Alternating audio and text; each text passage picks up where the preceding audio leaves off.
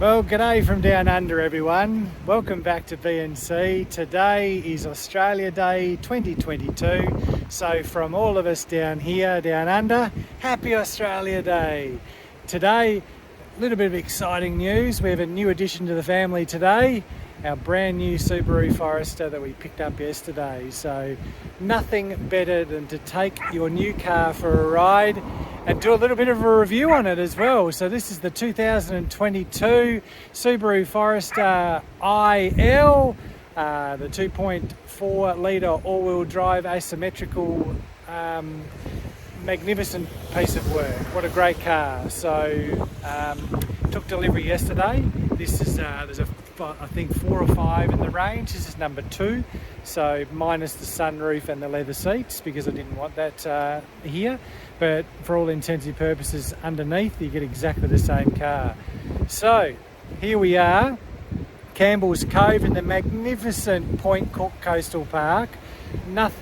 Couldn't think of a better place on a day like this to do a review of the car. The fantastic Port Phillip Bay out there. It's a balmy 35 degrees on this January day, the 26th. So happy Australia Day, everyone. Great to have you with us. Thanks for liking and subscribing to our channel, and thanks also for joining us down under. Okay guys, so here we are. Here's the new addition to the family, our brand new Subaru Forester. The magnificent wheels, they look fantastic. Thought I'd take it while it's brand spanking shiny new before it gets a little bit dirty. So there we go guys. IL, symmetrical, all-wheel drive, so permanent four-wheel drive all the time. Cameras all around, front, rear, sides, anti-collision avoidance system. It's got an eye recognition system built in, which is a driver assist. So if you're nodding off at the wheel, the car will send out an alert and will do all that work for you. So it's fantastic. It's got all the modern safety features, so it's pretty good. We'll come over and have a look.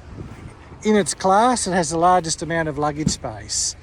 So the best part about it is obviously this incredibly sized boot with obviously a full-size spare underneath.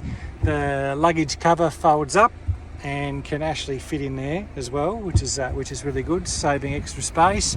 You've got the auto recline for the back row seats, and you've also got the cargo tie-off points. You've got 4 of those, and a AV jack for power for your cooler esky.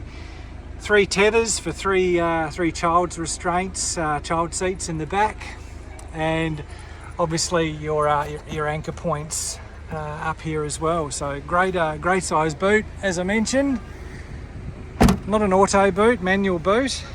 Does have an auto lock function under here to lock the doors when you leave the car, and there's your rear camera. Your rear parking sensors are all over the back as well. We've got paint protection and fabric protection as well, so the car is fully protected. Floor mats and all the gear, and as I mentioned, no leather, so the normal trim, but it's very comfortable. Adjustable headrests for all 3 seats. Anchor points for baby seats. Princess enjoying herself. You've got rear fully controlled aircon, 2 power outlets in the back as well, and all electric windows.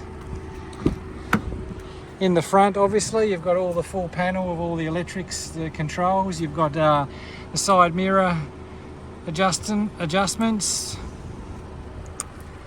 Turn all the safety features off. I've got them all on at the moment just to experiment with all of those. You've got the full controls of radio and the vehicle monitoring system on the steering wheel. You never have to take your hands off the steering wheel. You do have gear shift toggles both sides of the steering wheel, so you can drive it like a manual and have a bit of good fun if you like. You can recline the seat and lay back like Her Royal Highness is right there. Large size centre console. Double tray, lots of room under there, so put all your stuff in there. It's cooled from the air conditioning, so you can put your sandwich in there actually and keep it nice and cool. Not that we need them today, but certainly for Melbourne's winter. Front heated driver and passenger seats. No park brake. It's got the electronic park brake. Does have the manual selector for your automatic, and obviously all your full controls. I'll come inside for one quick second. So the vehicle monitoring system is pretty cool. So you've got lots of information the vehicle broadcasts to you. You have a range of features, so you can monitor and adjust any feature of the vehicle. You can turn it on, off. You can make various adjustments to the suspension, the steering, and also the four-wheel drive, which is activated under here, right here, X mode. So when we go off-road, we just push this button and the vehicle goes into off-road mode. Basically, if we want to do a little bit of dirt bashing. Great radio, CD player. It has Android and Apple CarPlay, both. So you've got everything at your disposal. Obviously, all the Bluetooth functions with your phone, all your media, and all your radio stations, AM, FM. And all your pre-select, all your telephone. You can sync your iPhone, so you can see there my iPhone is obviously synced to the car. It does sync also your phone book. And once activated, obviously you can play Siri. You've got to have the lightning connected to the plug, which is under here. You do have to have it plugged into your phone for the Apple Play to work. Other information. There you can see there the eye recognition, so if I'm a bit drowsy it'll tell me to pay attention onto the road. And on cruise control, the vehicle does have auto steer, which is a really interesting function. It does steer by itself. You do need to maintain your hands on the steering wheel, but it kind of does steer all by itself. So there we go, guys. Only 118 kilometers we've driven so far, so many more thousand to go with that one. So we've got drinks compartments in both sides. Got quite a large luggage compartment, lots of storage space around the traps. Of course, you can turn off your anti-collision avoidance system, which I wouldn't recommend doing to anyone, and glasses holder, mirrors, lit. And obviously an interesting function is sometimes when you've got your sun visor down and the sun's coming right through there, which is really annoying sometimes, this car, ta-da, I love that. These little things that people think of when the cars are very special. So the extra little bit of sun block out is always important, especially in Australia's sun. Cameras up here, the forward cameras to recognise. If I have a look here, you'll see some of the cameras now.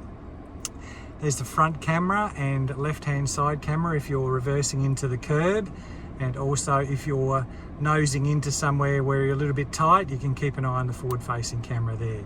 And obviously into reverse, you've got the full range of movements. You actually can monitor the side of the vehicle and you can monitor the back of the vehicle from there as well. So you've got two views in the camera when you're reversing the car.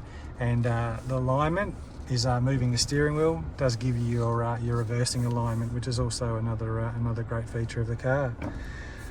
And then obviously all your full air conditioning and everything is all very good. All your controls is on the steering wheel, usual suspects, horn, and that is about it, guys. So this is the 2022 Subaru Forester IL.